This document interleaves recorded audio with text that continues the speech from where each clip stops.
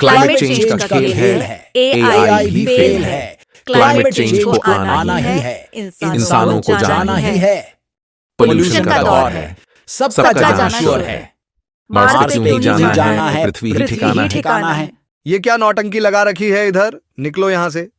ये देखो दोस्तों, इन इंसानों को, इन्हें शर्म लिहाज है कि वो भी बेच दिया इन्होंने डेवलपमेंट के नाम पे। हाँ भाई, क्या पता बेच दिया हो, प्रकृति को तो बेच ही दिया है।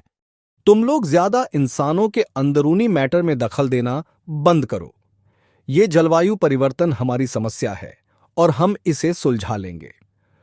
तुम रोबोट का आविष्कार हम इंसानों की सेवा के लिए किया गया है, तो बस उतना ही करो। अले ले ले, देखो तो अंकल को तो गुस्सा आ गया। हम आपकी सेवा ही तो कर रहे हैं। जो काम आप लोगों को करना चाहिए वो हमें करना पड़ रहा है। जलवायु परिवर्तन एक सच्चाई है। आप लोग इस बात को स्वीकार क्यों नहीं करते? तो क्या करें हम? सारा काम धाम छोड़ के प्रोटेस्ट करने निकल जाए आप लोगों की तरह? अरे प्रोटेस्ट तो छोड़िए, आप ह्यूमंस तो इस बात को एक्नॉलेज तक करने के लिए तैयार नहीं हैं कि क्लाइमेट चेंज एक रियलिटी है। और नहीं तो क्या?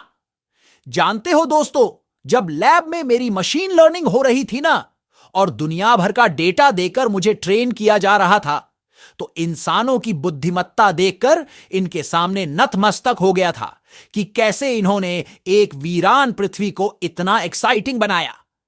इन्होंने हाईवेज बनाई, एक से एक मशीन्स बनाई और हमें भी बनाया। मैंने तो सोचा था कि अपनी पूरी काबिलियत से इन इंसानों की मदद करूंगा, मगर अब देखो, पूरी तरह से फंक्शनल होने के बाद मुझे क्या करना पड़ रहा है। कभी सोचा नहीं था कि इतना बुद्धिमान जीव पृथ्वी को लेकर इतना असंवेदनशील भी हो सकता है। तो किसने कहा है प्रोटेस्ट करने को? अरे भाई, नए नए आए हो तुम लोग इस दुनिया में, कुछ मालूम भी है कि ये दुनिया कैसे चलती है? देशों के बीच में कंपटीशन होता है, अलग अलग इंडेक्स और रैंकिंग्स निकाली जाती है। जो देश जितना रैंकिंग्स में ऊपर होता है वह उतना ही अच्छा माना जाता है। अच्छा, तो इसका मतलब है कि रैंकिंग्स के चक्कर में इस पृथ्वी की ऐसी तैसी कर दें। देखिए दोस्तों, मुझसे एक्सपेक्टेड है कि मैं ह्यूमंस की हेल्प करूंगा, एक पर्सनल असिस्टेंट की तरह उनके साथ रहूंगा। शायद इसलिए ही मुझे केवल आर्टिफिशियली इंटेलिजेंट ही होना है, क्योंकि अगर मैं सचमुच का इंटेलिजेंट हो गया तो मुझे पता चल जाएगा कि डेवलपमेंट के नाम पे इन्होंने इस सुंदर पृथ्वी का सत्यानाश कर दिया है।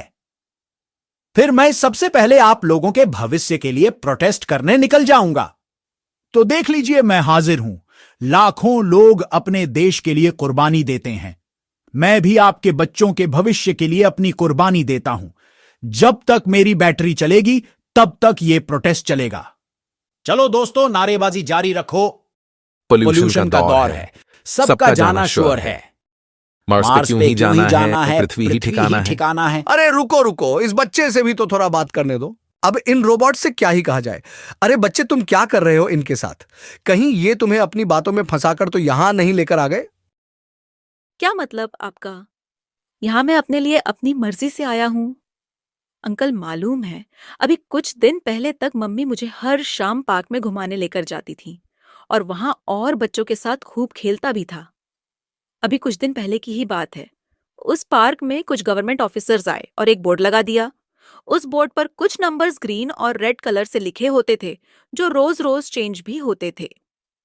बोर्ड लगने के कुछ दिन बाद मैंने नोटिस किया कि मेरी मम्मी मुझे उस पार्क में ले जाने से मना करने लगी। वे मुझे घर पर ही वीडियो और मोबाइल गेम्स खेलने को कहती। मुझे बड़ा आश्चर्य हुआ कि कल तक जो माँ मुझे मोबाइल गेम्स खेलने के लिए डांट रही थी, वह आज खुद मुझे इसे खेलने को कह रही थी। मैंने ये भी नोटिस किया कि उस पार्क में और भी बच्चों ने आना बंद कर दिया और वह पार्क वीरान होता गया।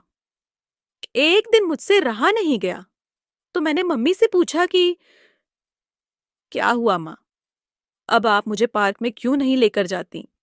तो क्या कहा मम्मी ने? मम्मी ने जवाब दिया कि वो बोर्ड जो हाल में लगा है ना बेटा, उससे एयर क्वालिटी इंडेक्स पता चलता है।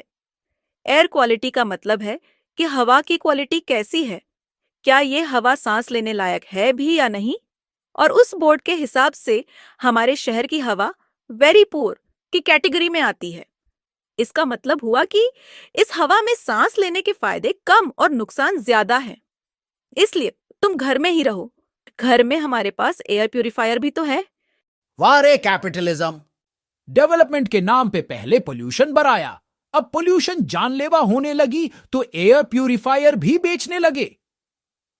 माफ करना, मगर हमें आपके जैसी इंटेलिजेंस चाहिए भी नहीं। देखिए अंकल, आप लोग का लगभग जीवन तो निकल ही चुका है। हम अभी छोटे हैं, हमारे सामने पूरी जिंदगी पड़ी है। बड़े बड़े सपने हैं और उससे जुड़ी चुनौतियां हैं। अपने सपनों के लिए हम किसी भी तरह की चुनौतियों का सामना कर लेंगे, लेकिन क्लाइमेट चेंज और पोल्यूशन के सामने बिल्कुल असहाय महसूस करते हैं। सारे सपने टूटते से लगते हैं। कभी कभी तो सोचता हूं कि अगर मैंने पहले ही जन्म ले लिया होता तो पार्क में अपने दोस्तों के साथ खेलकर कम से कम अपना बचपन तो एंजॉय कर पाता। इसीलिए अपने और अपने दोस्तों के लिए आज यहाँ आया हूं। बताइए, इससे शर्म की बात क्या होगी कि मुझे अपने भविष्य के लिए रोबोट का साथ लेना पड़ रहा है, क्योंकि आप लोग तो क्लाइमेट चेंज को साफ नकार दोगे। दोस्तों, इस बच्चे की बात ने तो मुझे सोच में डाल दिया है। इंसानों को इस विरोध प्रदर्शन में ना देखना इस बात की ओर इशारा है कि भारत के आमजन इतने गंभीर मुद्दों पर भी कितना असंवेदनशील है।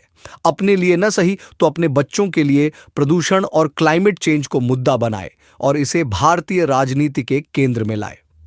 इन पर गंभीर चर्चा करें और लोगों को भी जागरूक करें, क्योंकि आपका अस्तित्व पृथ्वी के अस्तित्व पर ही निर्भर करता है। चलो दोस्तों, नारेबाजी जारी रखो। क्लाइमेट चेंज का खेल है, एआई भी फेल है। क्लाइमेट चेंज को आना ही है, इंसानों को जाना ही है। पोल्यूशन का दौर है, सबका जाना श्योर है। मार्स पे नहीं जाना है, पृथ्वी ही ठिकाना है।